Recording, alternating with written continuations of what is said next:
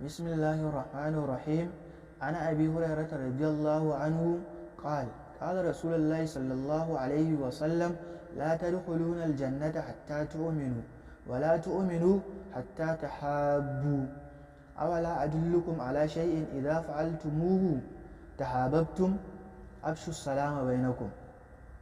an karɓo daga abu hurairah radiyallahu anhu qal yace qala rasulullahi sallallahu alaihi wasallam manzon Allah sallallahu alaihi wasallam yace la tadkhuluna aljannata hatta tu'minu, ba za ku shiga aljanna ba sai kun yi imani, wala tu'minu hatta tuhabbu, kuma ba za ku yi imani ba har sai kun so junanku.